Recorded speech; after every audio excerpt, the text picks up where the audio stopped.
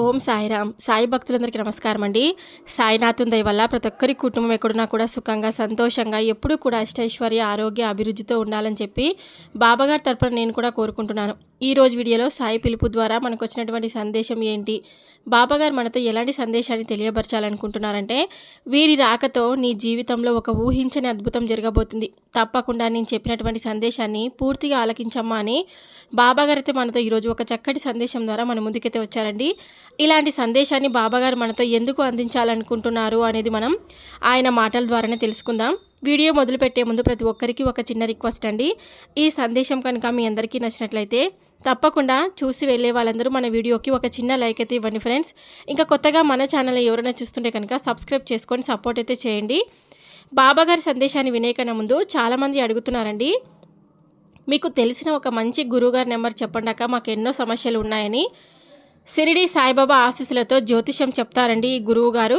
ఉన్నది ఉన్నట్లుగా మన జీవితంలో మనం ఎలాంటి సమస్యలను ఎదుర్కొంటున్నామో వాటన్నిటికీ ఒక చక్కటి పరిష్కారం అనేది తప్పకుండా లభిస్తుందన్నమాట. నాకు కూడా చిన్న చిన్న సమస్యలు ఉంటే ఈ గురువుగారి దగ్గర నేను లబ్ధి పొందానండి. నా సమస్యలు చాలా మటుకు తీరాయి అన్నమాట. అందుకే మీకు ఈ నెంబర్ షేర్ చేస్తున్నాను. గురువుగారి నెంబర్ వచ్చేసి 7780246131. మనకు ఎలాంటి సమస్యలు ఉన్నా సరే, ఒక్కొక్కరికి ఒక సమస్య అనేది ఉంటుంది కదా. మీకు ఎలాంటి సమస్యలు ఉన్నా సరే ఈ గురువుగారికి ఒకసారి కాల్ చేసి మీ సమస్యను ఉన్నది ఉన్నట్లుగా చెప్పుకోండి.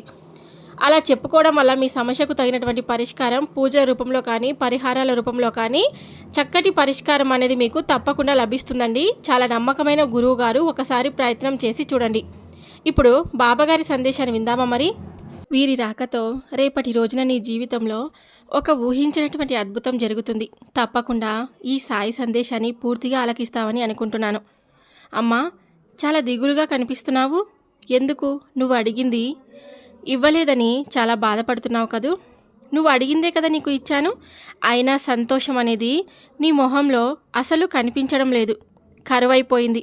ఎందుకు తల్లి దీని గురించి పదే పదే ఆలోచిస్తూ ఉంటావు? నీ బాధ అంతా నాతో చెప్పుకో. కొన్ని రోజుల్లో నుండి చాలా వరకు నేను చూస్తూనే ఉన్నాను. చాలా ఆలోచిస్తున్నావు నువ్వు. కనీసం రాత్రులు కూడా నిద్రపోకుండా, సరిగ్గా తిండి కూడా తినకుండా ఇలా నీలో నువ్వే బాధపడుతూ ఉంటే ఎలా చెప్పు? నీలో నువ్వే నీ మనసును ఓదార్చుకుంటూ గడుపుతున్నావు. ఇంకా బాబా నా పరిస్థితి ఇది కదా అని చాలా నాతో చెప్పుకుంటూ ఉంటున్నావు. ఎందుకని? నేను అంతా కానివాడిని అయ్యానా చెప్పు? నన్ను నువ్వు మర్చిపోయావు. నీ పిల్లల పట్ల నిర్లక్ష్యంగా ఉంటున్నాను, అలాగే నీ కుటుంబంలో కూడా గడపకుండా ఒంటరిగానే ఉంటున్నావు అనే విధంగా నువ్వు ప్రవర్తిస్తున్నావు. ఎక్కువ సమయం గడుపుతూ ఉన్నాను మీతో నేను, కానీ మీరు మటుకు నన్ను ఎప్పుడూ కూడా అర్థం చేసుకోవడం లేదు. మనోవ్యాధికి అసలు మందే లేదు అంటారు కదా అని నీకు కూడా తెలుసు. మరి అంతగా ఆలోచించడం వల్ల నీకు ఎలాంటి ప్రయోజనం లేదు. లోకంలో ఎవరికి జరగనివి అయితే నీకొక్కడికి జరగడం లేదు కదా. అందరికీ ఉన్న బాధలు, కష్టాలు, సంతోషాలు అన్నీ కూడా నీకు నేను ఎప్పుడూ కూడా దూరం అయ్యేలాగా చేస్తున్నానని నువ్వు అనుకుంటున్నావు. మరి ఎందుకంటే ఇంత ఆలోచన చేస్తున్నావు? నీ ఆలోచనకు నిన్ను అసలు ఇంతగా ఆలోచించవలసిన అవసరం లేదు. నీ ఆలోచనలే నిన్ను చిత్రవత చేస్తున్నాయి. ఆ ఆలోచనలకు దూరంగా ఉండాలంటే ప్రతిరోజు ఏదో ఒక పనిని నీవు నియమించుకొని దాని యందు శ్రద్ధ వహించు. ఇంట్లో చక్కగా మొక్కలు నాటి వాటి మీద కాసేపైనా గడుపు. పూజా మందిరంలో భగవంతుని యందు నీ కర్తవ్యాన్ని నువ్వు నిర్వర్తించు. తర్వాత మంచి భక్తి పాటలు వింటూ ఉండు. నీకు సంతోషంగా గడిపిన క్షణాలను గుర్తు చేసుకుంటూ ఉంటే చాలు. అప్పుడు నీకు అటు సమయం అనేది తెలియకుండా రోజు గడిచిపోతుంది. అంతేకాని నువ్వు ఒంటరిగా ఆలోచిస్తూ నిన్ను ఎవరూ పట్టించుకోవడం లేదు, నా కోసం ఎవరూ సమయాన్ని కేటాయించడం లేదని అనుకోవడం వలన పొరపాటు. ఉన్న సమయాన్ని జాగ్రత్తగా వినియోగించుకుంటే నీకే తెలుస్తుంది. దాని గురించి అనవసరంగా నీ బంధంలో చర్చలు జరుపుకుంటూ ప్రతిరోజు ఇదే విషయం అనవసరంగా చర్చించుకుంటూ ఉంటే కనుక గొడవలు అవ్వడం ఖచ్చితంగా అవుతాయి. మీ దగ్గర మీరు గొడవ పడుతూ ఉండడం వల్ల మంచిది కాదు. మీకోసం మీరు బాగుండాలని కష్టపడి రోజంటూ శ్రమించి వస్తే భర్తకు సంతోషంగా పలకరించే భార్య ప్రేమ, పిల్లల అల్లరి ఎంతో హాయిగా అనిపించాలి. అతను చేసిన కష్టమంతా మర్చిపోయే విధంగా నీ ప్రవర్తన అనేది ఉండాలి. ప్రేమానురాగాలతో సంభాషణను కొనసాగించాలి. అప్పుడే మీ ఇద్దరి మధ్య ప్రేమానురాగాలతో జీవితం అనేది చాలా సంతోషంగా పిల్లలతో ఆనందంగా గడుపుకుంటూ వస్తావు. కాబట్టి వారికి ఎటువంటి చెడు అలవాట్లు కానీ మంచి అలవాట్లు ఏర్పడాలంటే ముందు నీ నుండే మంచి అలవాట్లు ఏర్పడాలి. ముందు నీ నుండే మంచి అలవాట్లను నువ్వు గెలుచుకోవాలి. మీ నుండి ఆ క్రమశిక్షణ మొదలవుతుంది. ఉదయం నుండి నువ్వు ఇంట్లో పనులు అలాగే కుటుంబంలో ఉండే అందరి పనులను చేసుకుంటూ నీ బాధ్యత నువ్వు చాలా చక్కగా నిర్వర్తిస్తున్నావు. కానీ నీలో ఏదో తెలియని బాధ. నాకంటూ ప్రత్యేకమైన గుర్తింపు లేదు అని, ప్రత్యేకమైన గుర్తింపు ఒకరు ఇస్తే నీకు చాలా అవసరం ఉంటుందని, నీకు అటు ప్రత్యేకమైన గుర్తింపు ఎప్పుడు వస్తుందని నువ్వు చాలా బాధపడుతూ ఉన్నావు. అది ప్రతిరోజు నువ్వు తెలుసుకోలేకపోతున్నావు. నేను చాలా గుణవంతురాలిని, నాకంటూ ఒక ప్రత్యేకమైన గుర్తింపు తప్పకుండా వస్తుంది, నన్ను అందరూ గౌరవిస్తారని నీలో నువ్వు ఎప్పుడూ కూడా అనుకోవడం లేదు. ఎప్పుడూ కూడా ఆ బాధ దూరం అయితే తప్ప నేను సంతోషంగా ఉండను. నా కర్మ ఆ భగవంతుడు ఇంకా ఇలా రాసిపెట్టి ఉంటాడు. నాపై న్యాయంగా నా న్యాయబద్ధమైన కోరికలన్నిటినీ ఎప్పుడు తీరుస్తాడు భగవంతుడు. నాకంటూ మంచి రోజులు వస్తాయా లేదా, నా కర్మ నేను ఎప్పుడు అనుభవించాలి, ఇలా ప్రత్యేకంగా నువ్వు ఆలోచిస్తూ నీ జీవితాన్ని గడుపుకుంటూ వస్తున్నావు. కాలాన్ని వృధా చేసుకోకండి. మీలో తప్పు ఎవరిది అయినా సరే ఒకరినొకరు క్షమాపణలు కోరుకుంటూ ప్రేమను పంచుకుంటూ మీ బిడ్డల భవిష్యత్తును మీరే చక్కగా క్రమశిక్షణగా ఒక మంచి జీవితాన్ని వారికి ఇవ్వండి.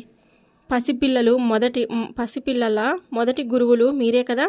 కాబట్టి మీ నుండే వారు ఏదైనా కానీ నేర్చుకునే దానికి అవకాశం ఉంటుంది. ఇక అర్థం చేసుకునే మీ మనసులను మీరే ఎప్పుడూ కూడా ఆలోచనలకు గురి చేసుకుంటూ భవిష్యత్తును పాడు చేసుకోకుండా మీ జీవితాలను అర్థవంతంగా అందరికీ నలుగురికి ఆదర్శనీయంగా జీవిస్తారని నేను మీ నుండి ఎప్పుడు కూడా కోరుకుంటూ మీ బంధాన్ని మీరు జాగ్రత్తగా కాపాడుకోవాలని మిమ్మల్ని ఎప్పుడు కూడా నేను ఆశీర్వదిస్తూ ఉంటాను. చిన్న చిన్న గొడవలు అనేటివి మన జీవితంలో సర్వసాధారణమే. కానీ మీరు ఆ గొడవల నుండి ఎప్పుడూ కూడా తప్పించుకోవాలని ప్రయత్నం చేస్తూ ఉంటారు. అయినా కూడా భగవంతుడు మాకంటూ కొన్ని రోజులను ఎప్పుడు ఇస్తాడు, మాకంటూ మంచి రోజులు వస్తాయా లేదా, మేము జీవితంలో సంతోషంగా గడుపుతామా లేదా అని మీరు ఆ క్షణాలను గుర్తు చేసుకుంటూ మీ జీవితాన్ని వృధా చేసుకుంటూ ఉంటారు. కానీ భగవంతుడు మీకు మంచి రోజులను ప్రసాదిస్తాడని నేను ఎప్పుడూ కూడా మీకు చెప్పుకుంటూ వస్తుంటాను. నువ్వు ఎప్పుడు కూడా నీ భర్తలో నీ బంధంలో మార్పు రావాలని ఎన్నో రకాలుగా ప్రయత్నం చేస్తూ ఉంటావు. కానీ ఎప్పుడు కూడా అది జరగడం లేదని ఎంతో మనోవేదనకు గురి అవుతూ ఉంటావు. నిన్ను అర్థం చేసుకోవాల్సిన మనిషి నిన్ను దూరం పెడుతుంటే, నీ కుటుంబమే నీ నుండి దూరం వెళ్తుంటే నీకు ఎలా ఉంటుందో ఆ బాధ నేను అర్థం చేసుకోగలను.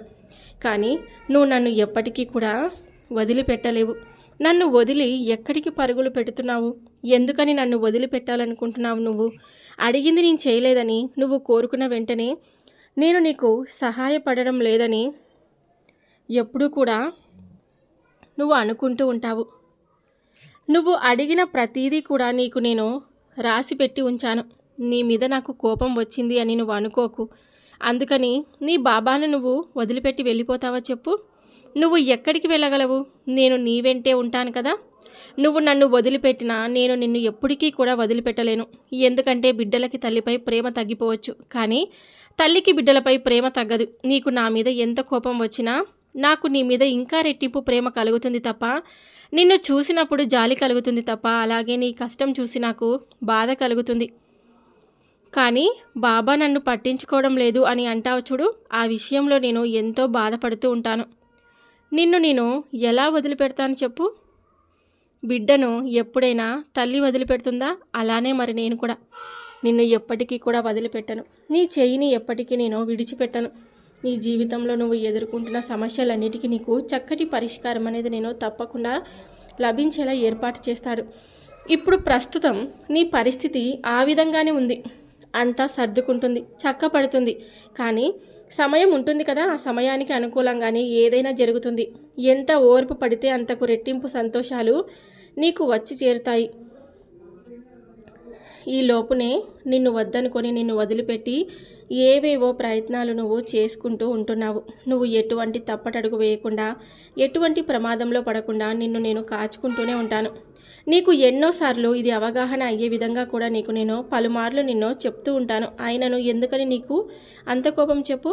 అయినా అందులో తప్పేమీ లేదులే. నువ్వు నా బిడ్డవు కదా. నా బిడ్డ నా దగ్గర తప్ప నువ్వు ఎవరి దగ్గర నీ కోపం చూపించగలవు? నీకు నా మీద ఎంత ప్రేమ ఉంటే నా మీద కోపం చూపించగలవు చెప్పు? నాకు నీ మీద ఎంతో ప్రేమ ఉన్నట్లే కదా. నువ్వు నా ఒక్క మాట నన్ను అన్నావంటే కనుక నువ్వు ఏమీ కంగారు పడద్దు.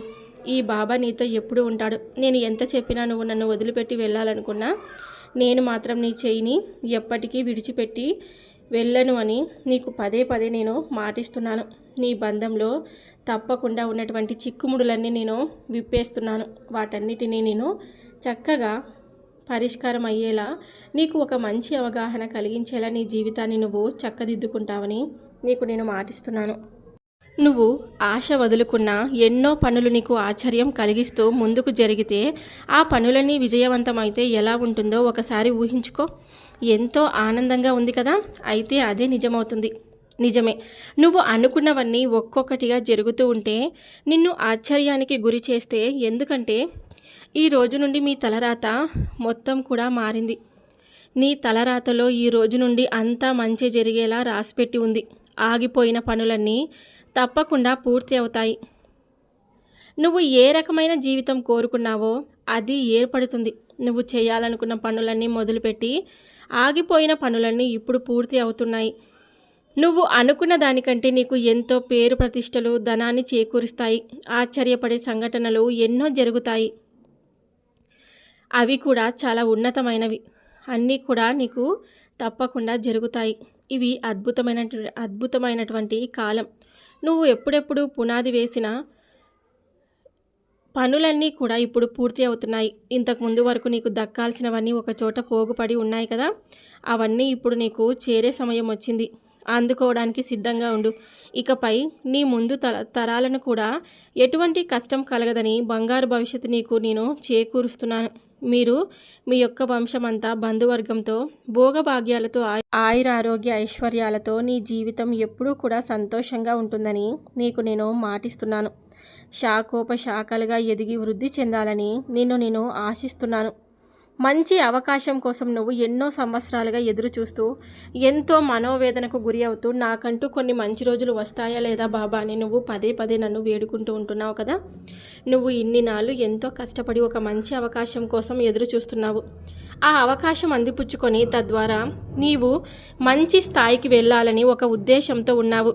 అన్నిటికంటే నీకు ముఖ్యమైంది నీ కుటుంబానికి నువ్వు ఎంతో కొంత సహకారం అందించాలని ప్రయత్నం చేస్తున్నావు.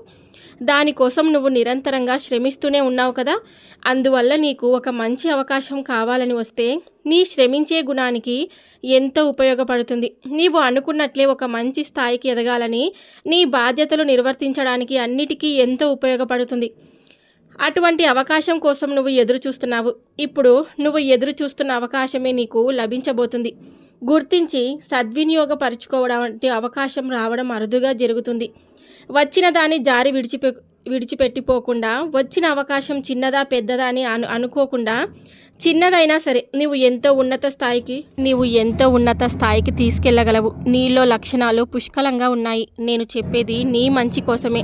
నీవు ప్రార్థించే ప్రార్థనలన్నీ ఫలించే నీకు ఇటువంటి మంచి రోజు వచ్చింది.